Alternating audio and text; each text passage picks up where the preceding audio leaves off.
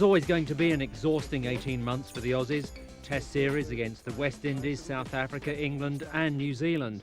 And to finish it off, 3 more tests against the Proteas on home soil. South Africa were fresh from a triumphant tour of Pakistan, but Australia was showing no signs of weariness and had won every home series under Mark Taylor's captaincy.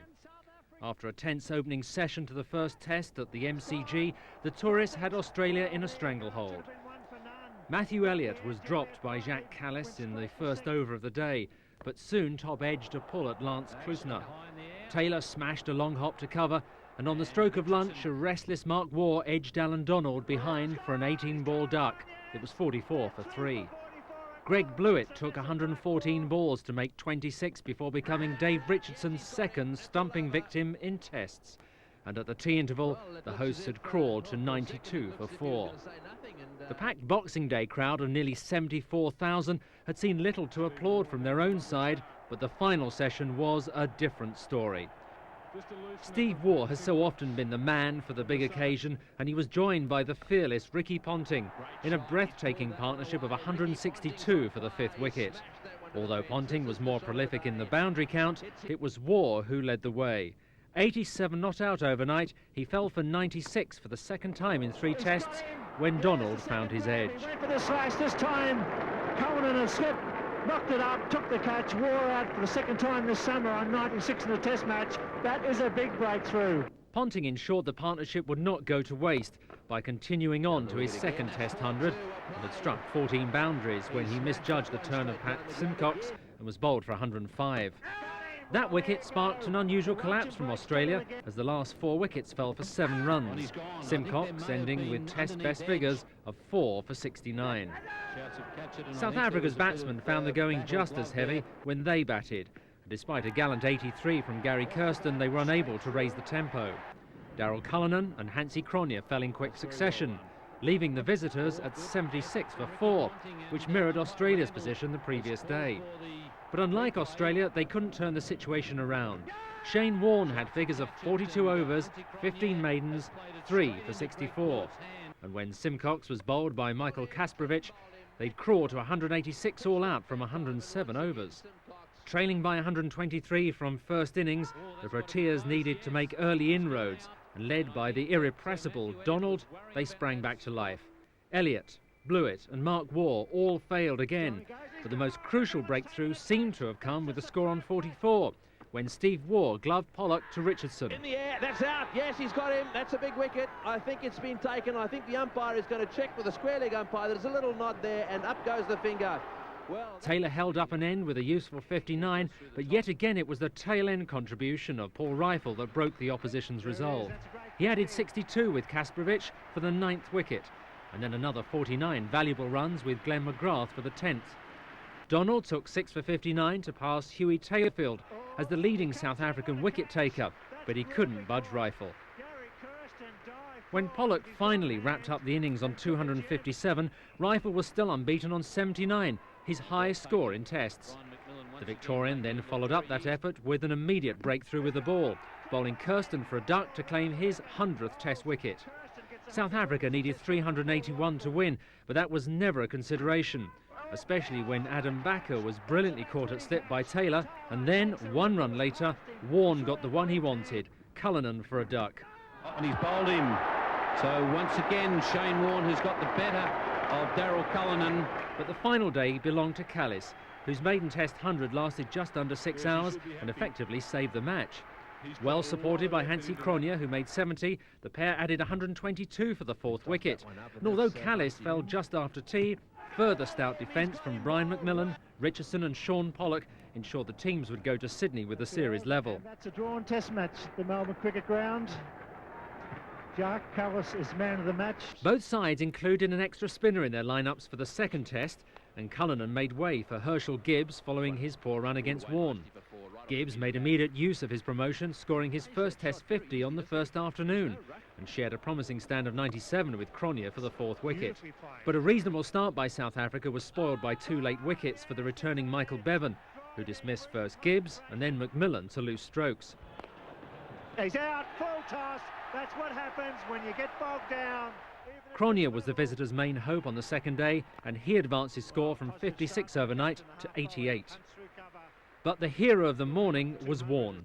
He claimed all 5 remaining South African wickets, including Cronje, at a personal cost of just 29 runs. And despite a brief flurry from Simcox, the final score of 287 would have disappointed South Africa. Beautifully bowled. Warne gets skipper driving. He's out for 88. Taylor took the straightforward catch. That's superb bowling and good captaincy. Australia's reply compounded their misery. Mark Waugh had scored only 1 run from 2 innings at Melbourne, but he would now have a major say in the outcome of the series. Successive innings of 100, 63 and 150 not out flowed from the Waugh blade, and alongside Warne, he was the difference between the sides. His century at Sydney came from just 186 balls and included 12 fours and a 6. Glance, it could be it, could go for 4. Well played, Mark Waugh. His 12th Test 100. Brother Steve, playing his 100th Test, looks set to join him in the century column as Australia moved ahead with 6 wickets still in hand.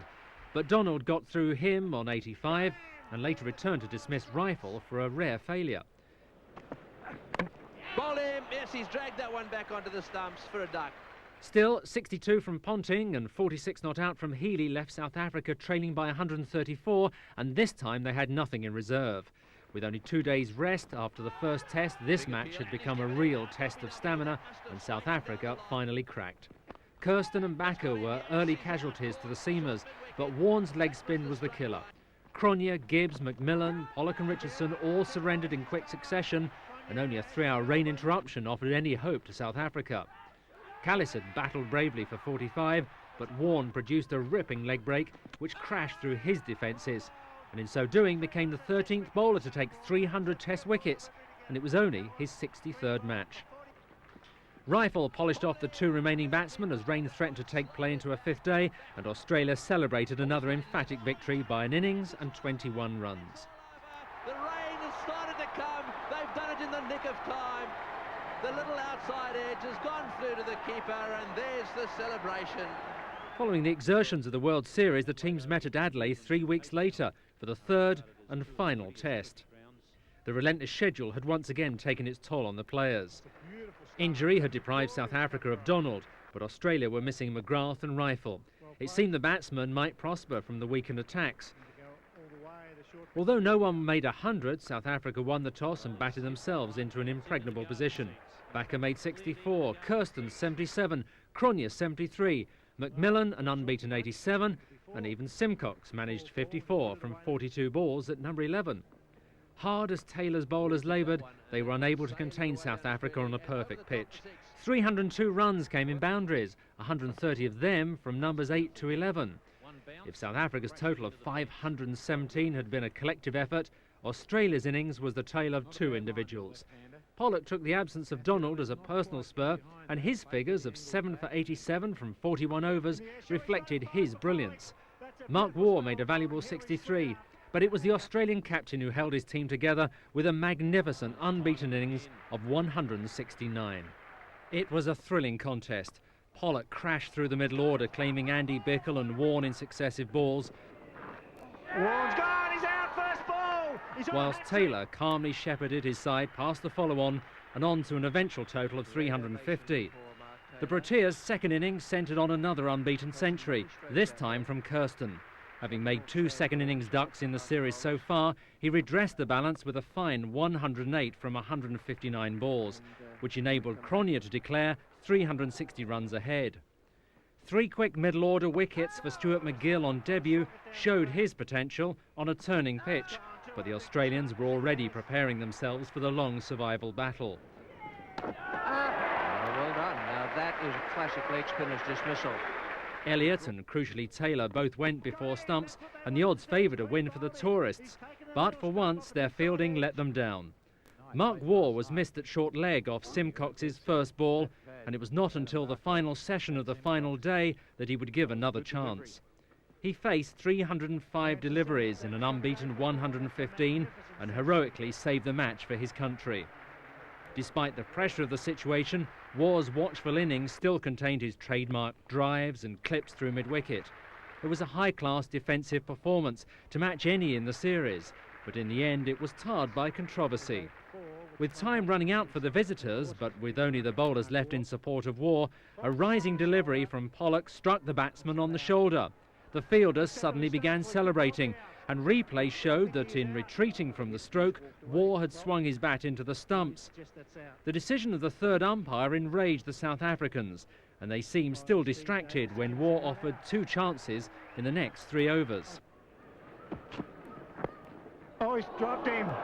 Straight into the midriff and out. That's the third one. It was difficult, but it was catchable. What an over, 6 for 213. Klusner trapped Bickle in front, his 4th wicket of the innings, but Waugh and Warne held out for the remaining 5 overs for a hard-earned draw. Waugh's innings wasn't enough to win the Man of the Match award. That went to Pollock for his magnificent bowling, or the Man of the Series, which went to Warne. But in batting for the longest innings of his life, no one doubted he had won the series for Australia.